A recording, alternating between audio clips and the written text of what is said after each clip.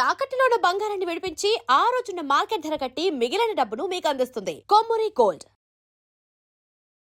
నమస్కారం గురువుగారు. శ్రీమాత్రే నమః. మిథున్ రాశి వారు లలితా సహస్రనామాల్లో ఏ నామాన్ని జపిస్తే మంచి ఫలితాలు ఉంటాయంటారు? మిథున రాశి వారికి పర్టికులర్గా అంటే నామము ఏ దానం చేయాలో కూడా చెప్తాను. దీనికి కొన్ని విధి విధానాలు కూడా ఉంటాయి. అయితే మిథున రాశి వారికి ఏంటంటే ఫస్ట్ ఆఫ్ ఆల్ అమ్మవారి మంత్రం తొందరగా సిద్ధిస్తుందండి మిథున రాశి వారికి. అవునా? తొందరగా సిద్ధిస్తుంది. ఎట్ ఏ సేమ్ టైం వీళ్ళ తత్వం ఏంటంటే నడిచే వికీపీడియా అని చెప్తుంటాను ఎప్పుడు నేను. ఓహో, మిథున రాశి వారికి నడిచే వికీపీడియా. ఎందుకంటే వాళ్ళు తెలివితేటలు కానీ వాళ్ళ ఇది కానీ చాలా బాగుంటుంది. మదర్తో ఎప్పుడు దగ్గరగా ఉండాలని కోరుకుంటారు వీళ్ళు ఎక్కువగా. కాకపోతే వీళ్ళ పూర్వజన్మ కర్మ ఎప్పుడు కూడా ఓవర్గా స్పందించడం, ఒక గొడవలోకి వెళ్ళడం, వీటి వల్ల వీళ్ళు చాలా కోల్పోతారు. అంటే ఆవేశపూరితంగా చేసే పనుల వల్ల వీళ్ళ జీవితంలో చాలా ఎక్కువ నష్టపోయే వాళ్ళు ఎవరైనా ఉన్నారంటే మిథున రాశి వాళ్ళే, మిథున లగ్నం వాళ్ళే. అయితే వీళ్ళకి నామం గురించి మనం మాట్లాడుకుంటున్నాం కాబట్టి వీళ్ళు ఎక్కువగా లలితా సహస్రనామాల్లో ఫస్ట్ లైన్ ఉంటుంది చూసారా, ఓం శ్రీమాత శ్రీ మహారాజ్ని శ్రీమత్ సింహాసనేశ్వరి నమః అని, అది ఎక్కువగా చేసుకుంటూ ఉండాలి. వీళ్ళకి ఇంకోటి ఏంటంటే వీళ్ళ జీవితంలో సంతానం కలిగినప్పుడు, అందులో ముఖ్యంగా స్త్రీ సంతానం కలిగినప్పుడు మరింత లైఫ్లో చాలా అద్భుతమైనటువంటి మిరాకిల్స్ జరుగుతూ ఉంటాయి. అదేవిధంగా వీళ్ళు గోశాలకు వెళ్ళి గోవులకి క్యారెట్స్ ఉంటాయి చూసారా, క్యారెట్స్ బీట్రూట్స్ వీటిని చిన్న చిన్న ముక్కలుగా చేసుకొని గోవులకు తినిపించి అక్కడ కొంచెంసేపు కూర్చున్నట్లయితే కూడా వీళ్ళ పూర్వజన్మ కర్మ అనేటువంటిది పూర్తిగా తగ్గుతుంది. ఎందుకంటే మిథునం వారికి ఒకటి పంచమాధిపతి శుక్రుడైతే అమ్మవారి ఆరాధన, అమ్మవారి నామాన్ని లేదా ఉట్టి శ్రీమాత నమః కూడా చేసుకోవడం వల్ల సిద్ధిస్తుంది. అదేవిధంగా గోవులకు ఎప్పుడైతే క్యారెట్స్ బీట్రూట్స్ తినిపిస్తామో పూర్వజన్మ కర్మ తొలగిపోతుంది. అయితే వీళ్ళకి ఎప్పుడు మిథునం వారికి, మిథున లగ్నం వారికి మీరు కనుక చూసినట్లయితే సప్తమాధిపతి దశమాధిపతి గురువు బాధకుడు అవుతాడు. ఈ బాధక యొక్క ప్రభావం ఉంది కాబట్టి వీళ్ళు జీవిత భాగస్వామితో లేదా చేస్తున్న జాబ్లోని ఒక అంటే గురు శిష్యుల సంవాదంలా ఎప్పుడు నాలెడ్జ్ షేరింగ్లా చేసుకుంటుంటే వీళ్ళ లైఫ్ అనేది బాగుంటుంది చెప్పాలంటే. అలా కాకుండా వీళ్ళ మిథునం అంటే బుధుడి యొక్క లక్షణాలను వదిలేసి ఎప్పుడైతే ఆవేశపూరితమైన వాటిలోకి వెళ్తారో ఇది ఎఫెక్ట్ పడుతూ ఉంటుంది. ప్రధానంగా చెప్పాలంటే ఇది చాలా చాలా దాని ప్రభావం వేరుగా ఉంటూ ఉంటుంది. అయితే వీళ్ళకి ఎప్పుడూ కూడా ఈ శుక్రుడు కనుక పాడయ్యాడు ఉదాహరణకి, అంటే ఎలా పాడవుతాడు, కేతుతో కానీ లేకపోతే పాపగ్రహంతో కానీ పాడవుతాడు. శుక్రుడు సర్వసాధారణంగా కేతువుతో కలిసి పాడయ్యాడు అనుకోండి, అప్పుడు వీళ్ళు ఇంకొక నామం జోడించుకొని నామాన్ని చేయాలి. అంటే పంచమాధిపతి అయినటువంటి శుక్రుడు కేతువుతో ఉన్నాడు, అప్పుడు కామేశ్వర ముఖాలోక కల్పిత శ్రీ గణేశ్వరాయ నమః చేస్తూ శ్రీమాతా శ్రీ మహారాజ్ని శ్రీమత్ సింహాసనేశ్వరి చేయొచ్చు, లేదా శ్రీమాత్రి నమః చేయొచ్చు. ఎందుకంటే ఇక్కడ కేతువుకి రిప్రజెంట్స్ ఏంటి అంటే, కేతు అధిష్టాన దేవత అంటే గణపతి. గణపతిని చేయకుండా ముందుకు వెళ్ళాలంటే కష్టం అవుతుంది.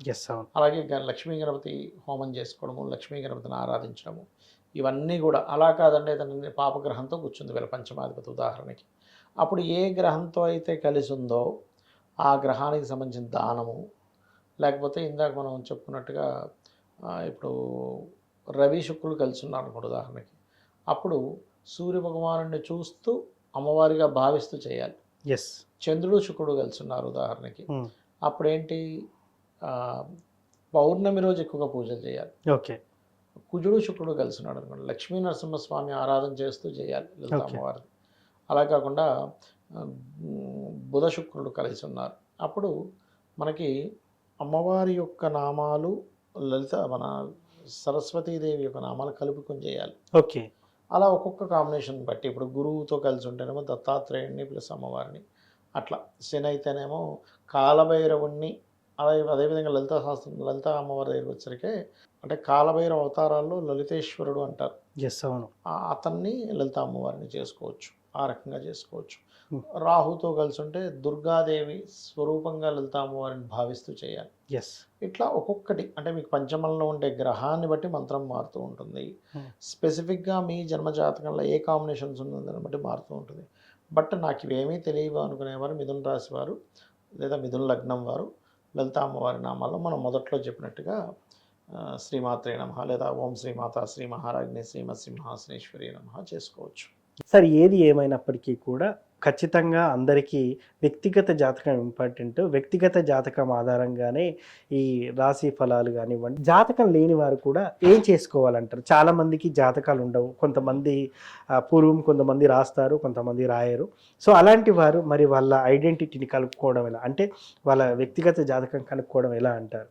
అంటే ఒకటండి, వ్యక్తిగత జాతకం అనేటువంటిది వాళ్ళు వాళ్ళు పుట్టినటువంటి డేటు, టైము, ప్లేస్‌ని బట్టి తెలుసుకోవాలి. ఒకటి. రెండవది ఏంటి అంటే, ఈ అసలు జాతకమే లేదు కానీ లలితా సహస్రనామాల్లో ఏం చేసుకోవాలంటే, ఒక్కొక్క దానికి ఒక్కొక్క నామం ఉంది ప్రత్యేకంగా. ఇప్పుడు చూడండి, ఎవరికైనా సరే కెరియర్‌లో సెట్ అవ్వాలి బాగా. అలాంటి వాళ్ళు ఓం మాణిక్యం ఒకటాకార జానోద్వయ విరాజితాయ నమః చేసుకోవచ్చు. లేదంటే బిజినెస్లో ఇంప్రూవ్మెంట్స్ అవ్వాలి, ఓం ఇంద్రగోప పరిక్షిప్త స్మరత్వనాభజంగికాయ నమః.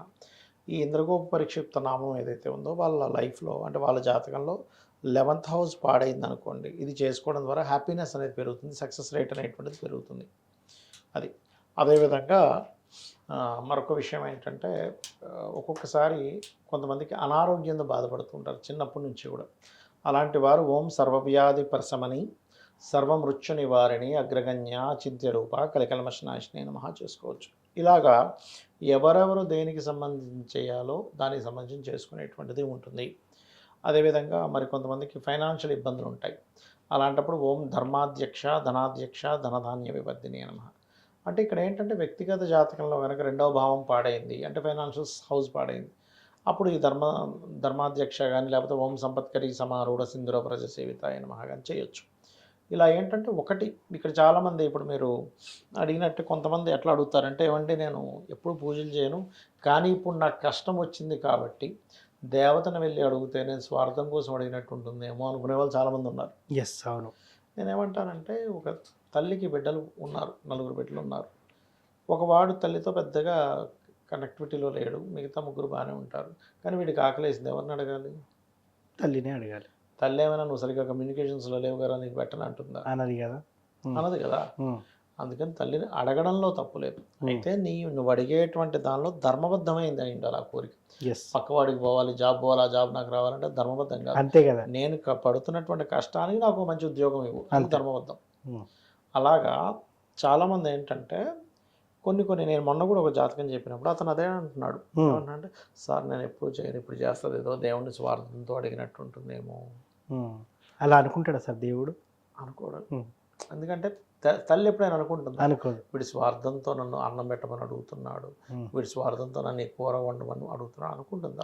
ఆనందంగా పెడుతుంది. ఇంకా అవును, అరే ఇంకో ముద్ద వేసుకోరా అని పెడుతుంది. అలాగే భగవంతుడు కూడా నీ యొక్క కోరిక కనుక ధర్మబద్ధమైంది అయితే ఆనందంగా ఇస్తాడు. నీ కోరిక ధర్మబద్ధమైంది కాకపోతే ఇప్పుడు అనడానికి రామాయణంలో ఒక వృత్తాంతం కూడా ఉంటుంది. ఒకసారి బ్రహ్మగారు అంటే మన ఈ రావణాసురుడు, మన శూర్పణఖ, అదేవిధంగా మన రావణాసురుడు యొక్క తమ్ముడు కుంభకర్ణుడు, కుంభకర్ణుడు, సుగ్రీవుడు, వీళ్ళ 4 బ్రహ్మ కోసం తపస్సు చేస్తూ ఉంటారు. బ్రహ్మగారు ప్రత్యక్షం అవుతారు. ప్రత్యక్షమే శూర్పణఖ ఏదో కావాలంటే ఇచ్చేస్తారు. దాని తర్వాత రావణాసురుడి దగ్గరికి వస్తాడు. రావణాసురుడి దగ్గరికి వస్తే రావణాసురుడు నాకు పలానా అది కావాలి, ఇది కావాలి, నేను ఎప్పుడు బతికే ఉండాలంటే అది ఇవ్వడం కుదరదు అంటాడు. ఎగ్జంప్షన్ అంటే మనుష్యుల చేతిలోని లేకపోతే వానరుల చేతులు తప్ప మిగతా అన్ని కోరుకుంటాడు. అందుకే నారాయణుడే మనుష్య రూపం దాల్చి చంపేశాడు రాముడి రూపంలో. ఇక సుగ్రీవుడి దగ్గరికి వెళ్ళినప్పుడు సుగ్రీవుడు ఏం చెప్తాడంటే, నేను ఉన్నంతకాలము, జీవించినంతకాలము ధర్మాన్ని నేను తప్పకుండా చూడు స్వామి అని అడుగుతాడు. అప్పుడు బ్రహ్మగారు మెచ్చుకొని చిరంజీవత్వం ఇస్తాడు. ఇక్కడ రావణాసుడు అడిగినా ఇవ్వడు, అలా ఇవ్వకూడదు అంటాడు, కానీ ఇక్కడ ఇస్తాడంటే దాని అర్థం ఏంటి? ధర్మానికి ముడిపడి ఉంటే, నువ్వు ధర్మంతో కనెక్ట్ అయి ఉంటే భగవంతుడు మెచ్చి నీకు ఇస్తాడు. మరలా ఇక్కడ కుంభకర్ణుడి దగ్గరికి వెళ్తుండేసరికి దేవతలందరూ వచ్చి బ్రహ్మను పట్టుకుంటారు. అయినా వాడు ఇప్పటికే మేము చచ్చిపోతున్నాం, వాడి బాడీకి అది, మీరు మళ్ళీ వరాలు ఇస్తే ఇంక మేము భరించలేము, ఏదో ఒకటి చేయండి అంటే నన్ను ఏం చేయమంటారు? జపం చేశాక నేను రావడం, వరాలు ఇవ్వడం నా యొక్క డ్యూటీ, తప్పదు అంటే సరే ఏదో ఒకటి చేయండి అంటే అప్పుడు సరేలే అని సరస్వతీదేవి చెప్తే, సరస్వతీదేవి కుంభకర్ణుడు యొక్క ఆలోచనలోకి నాలుక మీదకి వస్తుంది. వచ్చి ఇతను ఏం వరం కావాలంటే ఆవిడ మార్చేస్తుంది. ఎట్లా అంటే, నిద్రపోయేలా చేయి, మంచి నిద్రపట్టేలా చేయి స్వామి అని. తదాస్తు అంటాడు. వాడు 24 గంటలు నిద్రపోతుంటాడు. అంతే. సో ఏది కోరుకుంటే అదే అన్నట్టు ఇంకా. అలా ఏంటంటే మనం చేసిన జపానికి, మనం చేసిన పూజకి రుణం ఉంచుకోకూడదు కాబట్టి అమ్మవారు ఇస్తుంది. ఎస్, అవును. దాన్ని మనం తల్లిగా భావించినప్పుడు స్వార్థము అనుకో. మీ భావన తల్లి లేదా తండ్రి అనే భావంతో ఉన్నప్పుడు మీకు స్వార్థం అని అనిపించదు ఫస్ట్. ఎస్, ఎప్పుడైతే ఎక్కువగా స్పిరిచువల్లోకి వెళ్ళిపోతాడో స్వార్థంగా అసలు కోరిక కోవద్దు ఫస్ట్. ఎస్, అవును. అది. సో ఏ లలిత సహస్రనామంలో ఏ నామాన్ని చదివితే ఎటువంటి ఫలితాలు ఉంటాయి, అదేవిధంగా జాతకం లేని వారు ఎలా జాతకాన్ని తీసుకొని ఐడెంటిఫై చేసుకోవాలనేది ఫుల్ క్లారిటీగా ఇచ్చారు సార్. ధన్యవాదాలు. శ్రీమాత్రే నమః.